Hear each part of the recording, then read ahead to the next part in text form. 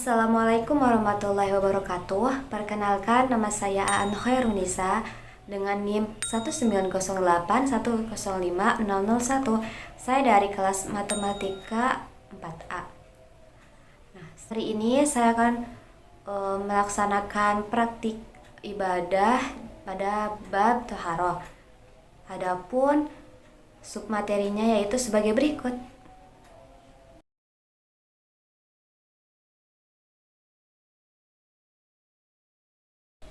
Baik, langsung saja ke materi yang pertama, yaitu materi wudhu. Adapun yang dimaksud dengan wudhu, yaitu memberikan air pada setiap bagian dari anggota wudhu. Nah, apa sih tujuan wudhu? Nah, tujuan wudhu ini yaitu membersihkan kotoran yang ada pada tubuh, serta membersihkan hadas kecil ataupun najis yang ada pada tubuh. Kemudian, hukum dari wudhu ini bersifat mutlak, yaitu dapat dikatakan bersifat wajib jika seseorang itu ingin melaksanakan sholat, kemudian menyentuh Al-Quran atau mushaf, dan melaksanakan tawaf di Mekah. Adapun prakteknya yaitu sebagai berikut. Pertama-tama yaitu mencuci tangan. Bismillahirrahmanirrahim. Dan membaca bismillah. Ini disunahkan ya. Kemudian berkumur sebanyak 3 kali dan membuangnya ke bagian kiri.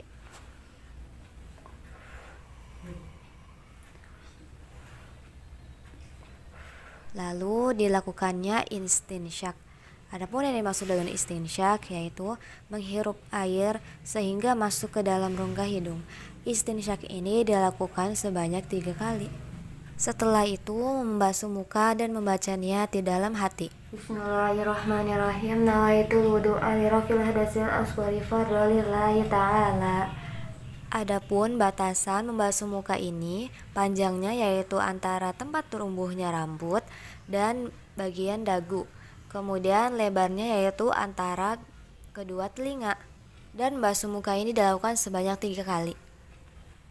Selanjutnya yaitu membasuh kedua tangan sampai siku, dan lipatan yang ada pada siku ini harus basah. Misalkan terdapat cincin atau perhiasan lainnya, maka diharapkan dilepas terlebih dahulu karena takut tidak terkena air. Basuh kedua tangan ini dilakukan sebanyak 3 kali. Lalu mengusap sebagian kepala.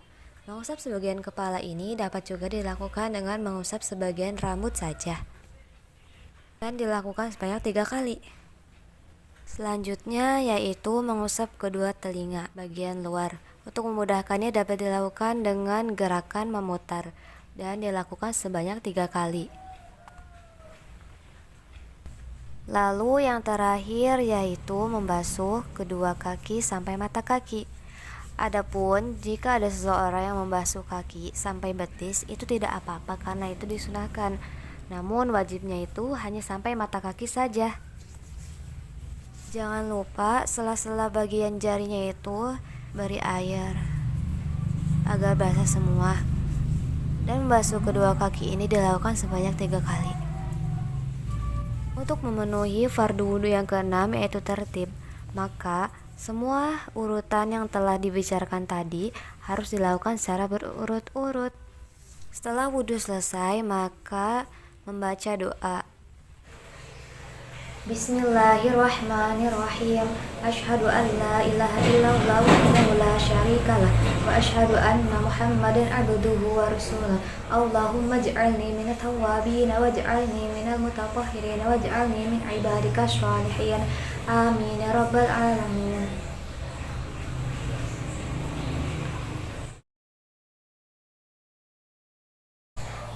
Tayamum adalah menyampaikan atau meratakan debu terhadap wajah dan kedua telapak tangan dengan niat tertentu.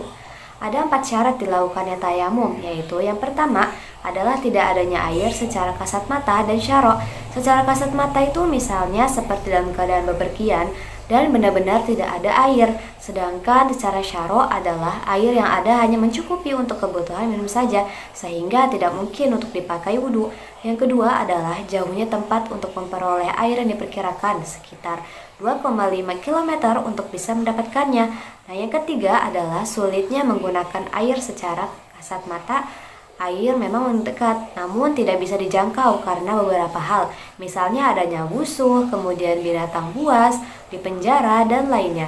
Sedangkan secara syarok, contohnya itu karena khawatir akan datang penyakit, kemudian takut penyakitnya kambuh, ataupun karena takut lama sembuhnya. Yang keempat adalah kondisinya itu sangat dingin jika digunakan air karena tidak ada sesuatu yang dapat mengembalikan kehangatan tubuh. Adapun tata cara mengerjakan tayamum yaitu sebagai berikut. Yang pertama, siapkan tanah berdebu atau debu yang bersih dan suci. Yang kedua yaitu menghadap kiblat. Ketiga yaitu letakkan telapak tangan pada debu dan baca basmalah. Bismillahirrohmanirrohim. Lalu tiriskan dengan menepuk-nepuk. Lalu yang keempat yaitu mengusap dengan membaca niat dalam hati. Nawaitu tayammum al-istibahati sholati lillahi ta'ala. Debu tersebut diratakan ke semua bagian wajah. Lalu bersihkan debu yang telah digunakan tadi. Letakkan telapak tangan pada debu kembali.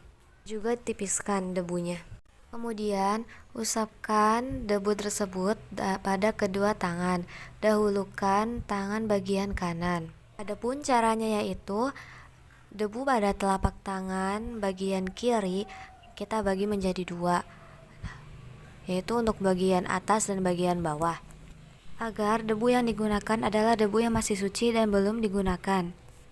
Untuk bagian ibu jari ini dikhususkan untuk membersihkan ibu jari pada bagian tangan kanan tersebut.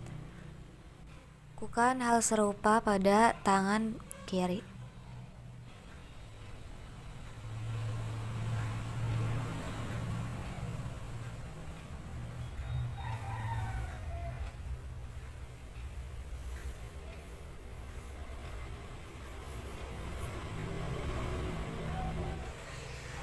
Bismillahirrahmanirrahim.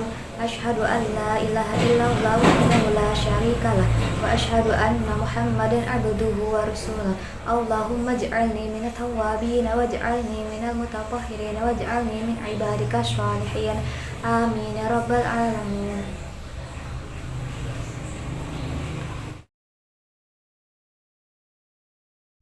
Mandi wajib atau mandi junub adalah proses untuk membersihkan tubuh dan mensucikan diri dari hadas besar.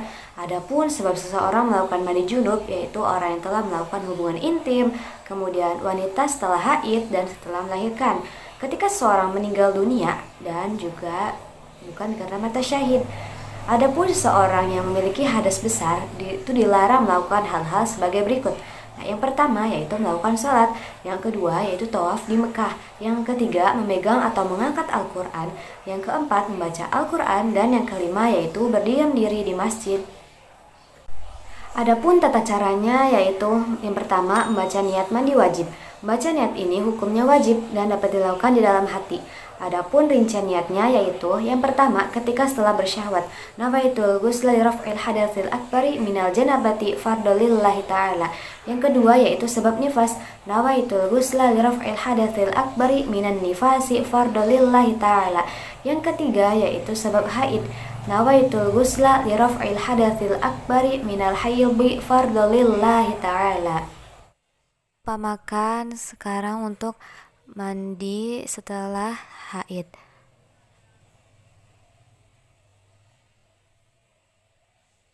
Baca niat.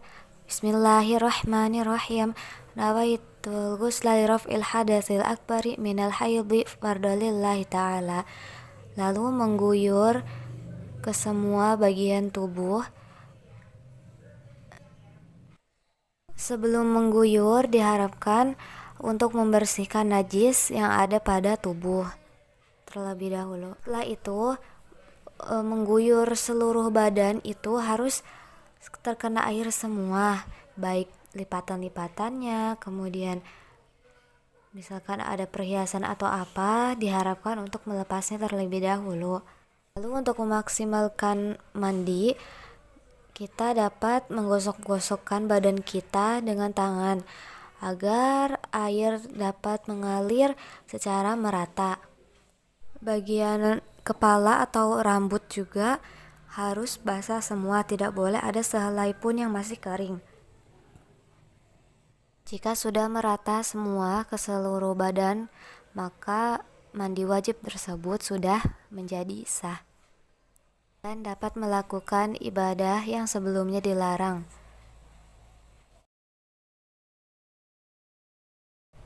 Baik, submateri yang terakhir yaitu doa setelah bersuci. Adapun doa setelah bersuci, lafalnya yaitu sebagai berikut. Bismillahirrahmanirrahim. Asyhadu an la ilaha illallah wahdahu la syarikalah wa asyhadu anna Muhammadan abduhu wa rasuluh. Allahumma ij'alni minat tawwabin waj'alni minal mutatahhirin waj'alni min ibadika sholihin. Yang artinya, aku bersaksi bahwa tiada Tuhan selain Allah, tiada sekutu baginya. Dan aku bersaksi bahwa Nabi Muhammad adalah hamba dan utusannya. Ya Allah, jadikanlah aku dari golongan orang-orang yang bertaubat, dan jadikanlah aku dari golongan orang-orang yang bersuci, dan jadikanlah aku bagian dari hamba-Mu yang soleh. Amin. Alhamdulillah, praktik ibadah pada bab toharoh sudah selesai dilaksanakan. Cukup sekian. Wassalamualaikum warahmatullahi wabarakatuh.